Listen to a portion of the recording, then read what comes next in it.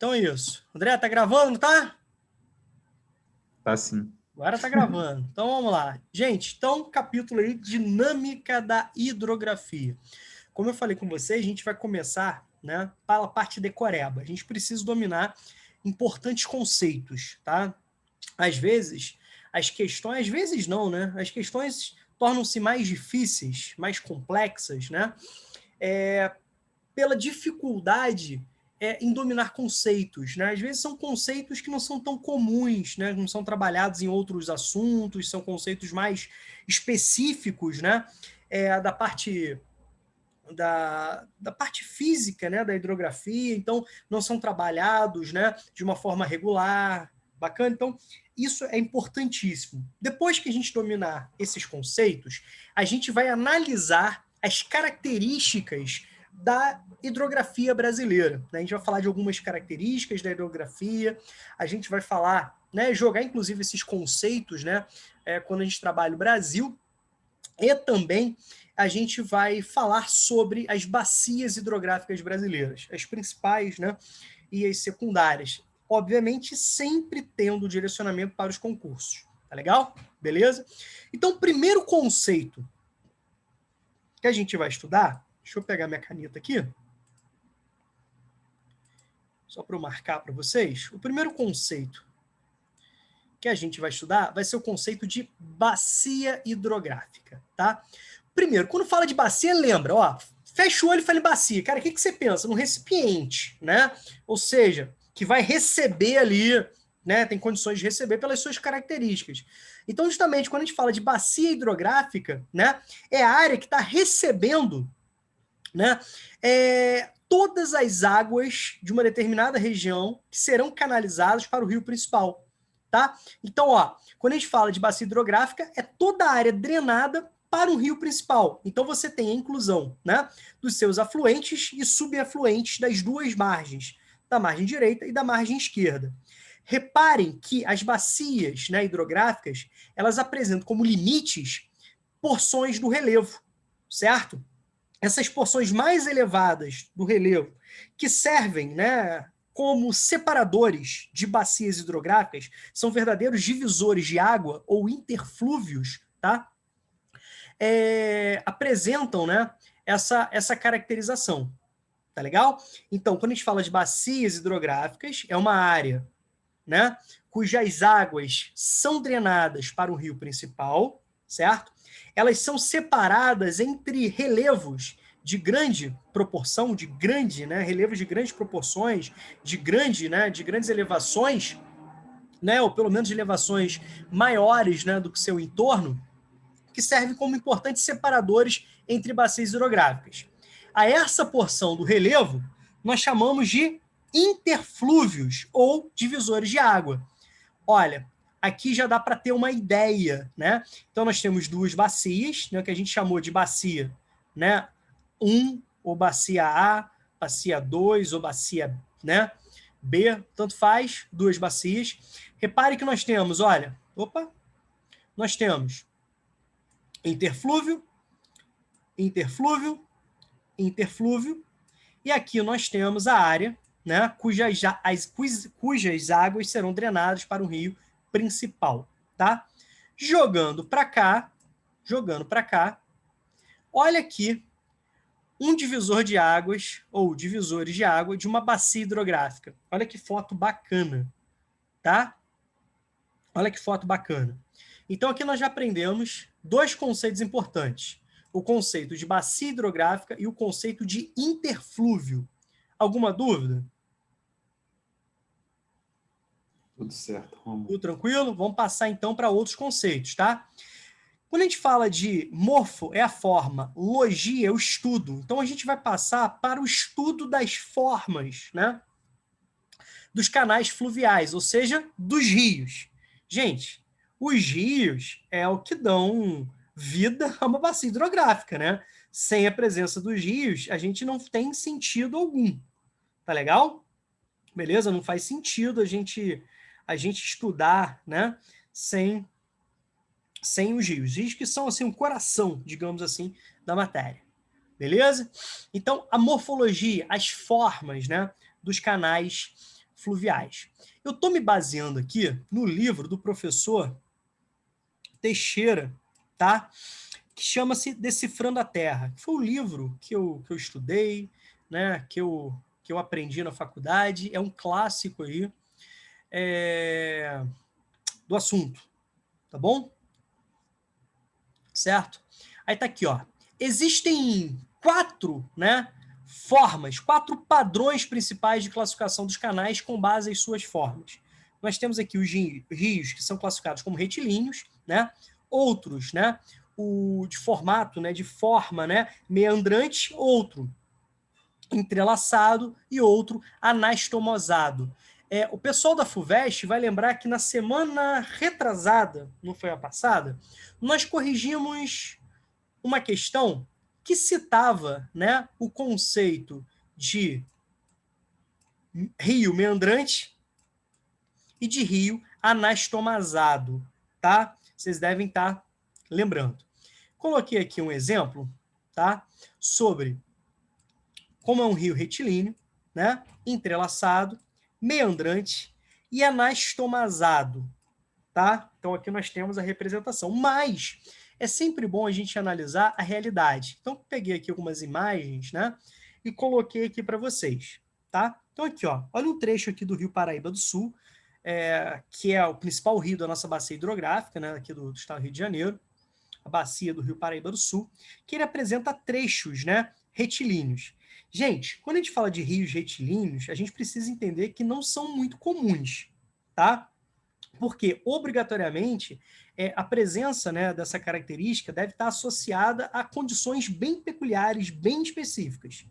Tá legal? Então, por exemplo, são, né, são rios que vão percorrer uma área de falha, uma área de fratura geológica, né? Certo? Então são rios que vão correr principalmente leitos rochosos, com bastante homogeneidade, né?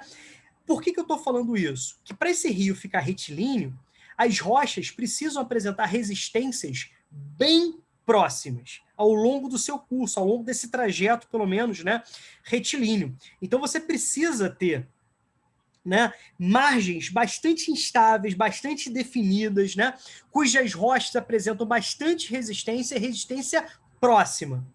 Tá legal? Beleza? Então a gente vai perceber que esses rios eles vão estar presentes, né, apenas em leitos bem rochosos. Tá legal? Então são muito pouco comuns, muito pouco presentes. Tá legal? Certo?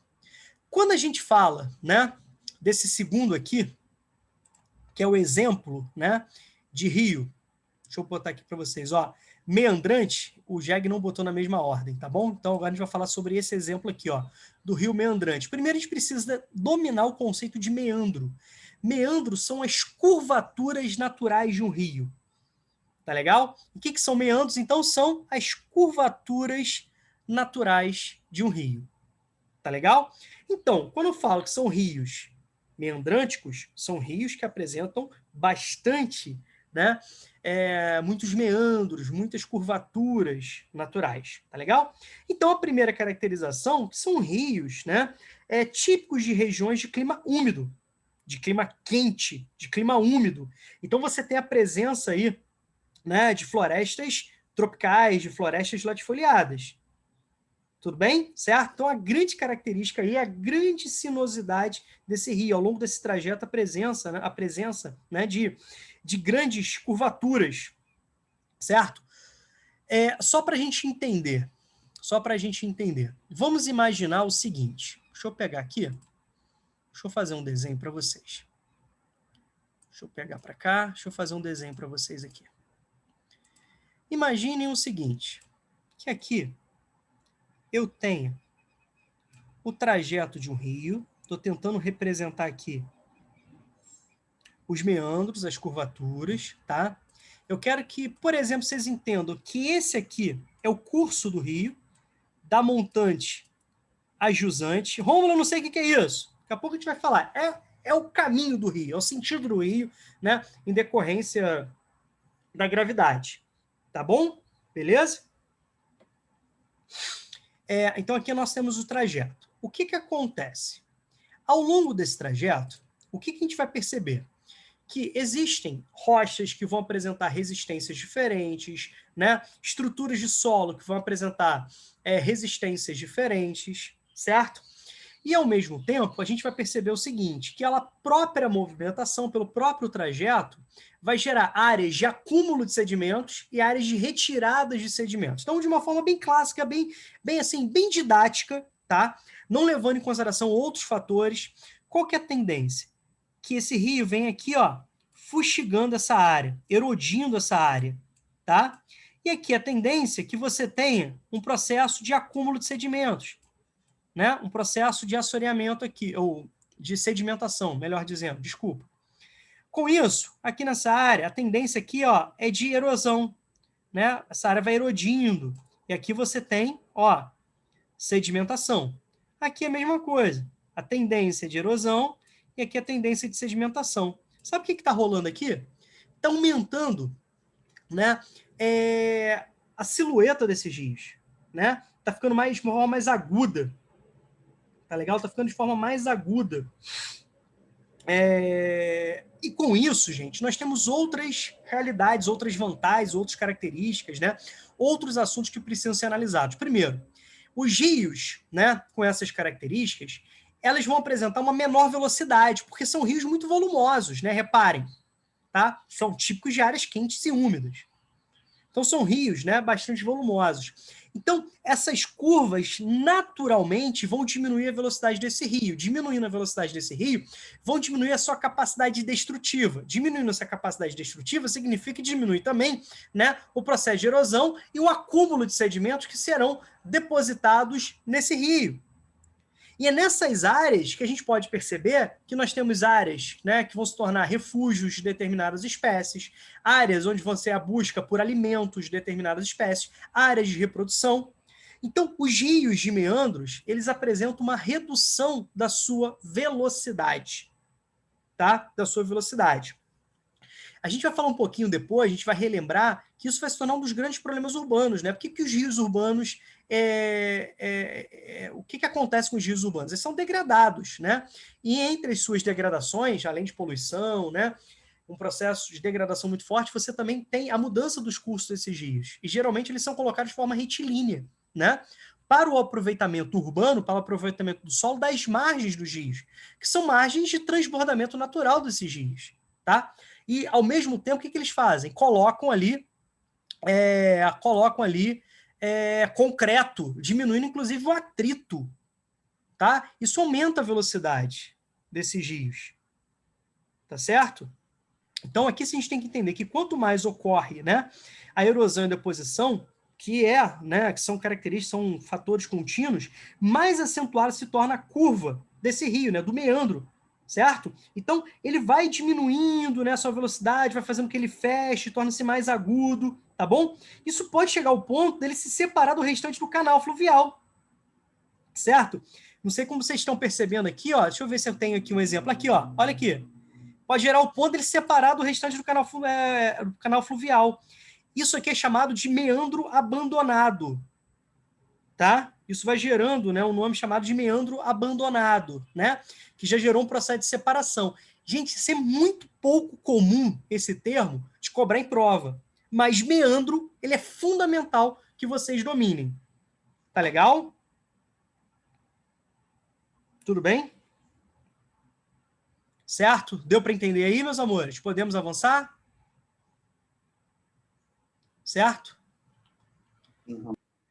Então, ó, agora a gente vai falar um pouquinho sobre os rios entrelaçados, tá? A gente vai falar um pouquinho sobre os rios entrelaçados, certo? Então, quando a gente fala dos rios entrelaçados, tá? Como esse exemplo aqui, a gente está falando de rios, aqui o exemplo foi, né, na Nova Zelândia, mas a gente está falando de rios de regiões de clima seco, diferentemente dos rios de meandro, né, com bastante curvatura, que são típicos de clima bastante úmido. Aqui a gente está falando de áreas de clima bem seco, tá legal? Clima árido, semiárido, beleza? E eles são caracterizados por serem grandes canais únicos, como a gente pode perceber, tá? Vários, né? Porém, eles são divididos em vários cursos d'água, eles vão se entrelaçando. São canais únicos que vão se entrelaçando. Certo ou não? A explicação para isso tem a ver com a declividade, certo? Desses rios, dessas características do solo. Beleza? Consequentemente, além da declividade, a gente tem que entender as características do solo, né? Que são geralmente áreas de maior presença de carga, né? Bastante, né, facilidade para erosão. Tranquilo? Certo? Então, à medida que essa declividade vai diminuindo, esse rio não tem tanto volume, tanta força, né? Tanta energia para deslocar sedimentos. Então, esses sedimentos eles vão se acumulando, certo? E, ao mesmo tempo, vai mudando até a própria, né?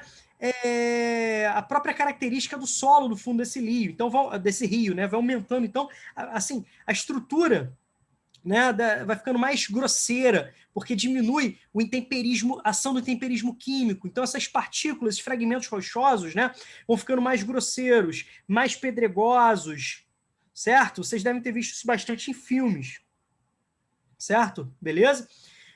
E não vai esquecer nunca, né, que além da presença, né, desses sedimentos, nós também temos, né, a presença do processo de fustigamento das margens dos rios. Então, esses detritos, né, que são fustigados, que são erudidos das margens, também vão se acumulando, né? As margens desse rio vão sendo levados, alguns serão transportados, outros, né, não terão condições de serem transportados pelo potencial desse rio que vai diminuindo, tá? Em decorrência da menor inclinação do terreno, né, que vai tendo essa alteração. Tudo bem?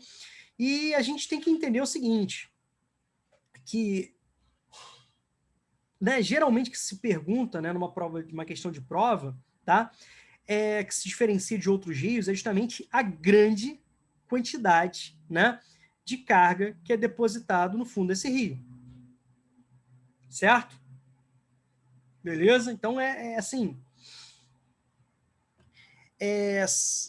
uma das características básicas é justamente isso. Então, você tem, né, a explicação, você tem uma área seca, né, então você tem bastante, pouca recarga, bastante evaporação, né, em alguns casos, né, quando esse rio corta, por exemplo, uma área quente, né, ao mesmo tempo, quando esse rio começa com uma inclinação, ele tem maior, né, capacidade, né, maior energia, maior força, maior pressão para movimentar sedimentos.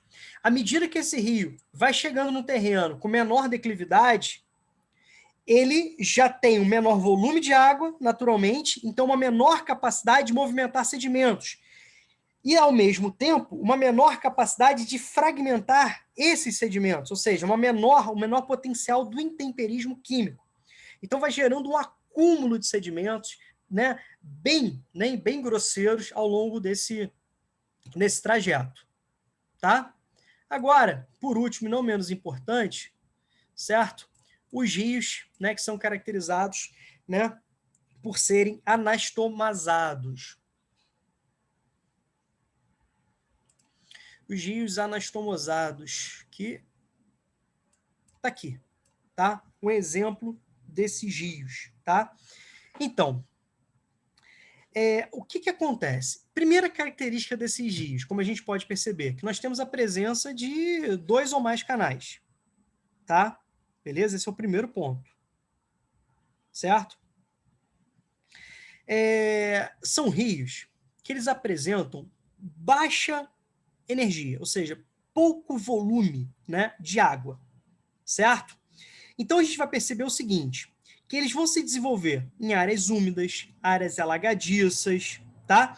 E eles vão formar várias ilhas a partir do acúmulo de sedimentos. Se são rios muito lentos, né? Devido à questão, né, do relevo, da topografia, das características do solo, tá bom? Então isso vai gerar um acúmulo de sedimentos. Esses sedimentos, né, que vão ser depositados, tá, justamente porque esses rios não têm tanta energia assim para transportá-los, né, ao longo do seu trajeto, vai gerando acúmulos. E é a caracterização desses rios, tá? O acúmulo de sedimentos devido a pouca energia desses rios de transportá-los, e com isso você tem a deposição e a formação dessas ilhas.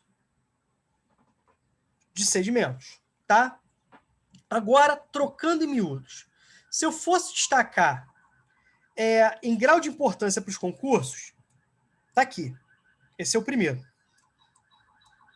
Tem que saber relacionar o clima quente ao clima úmido, as curvaturas naturais dos rios.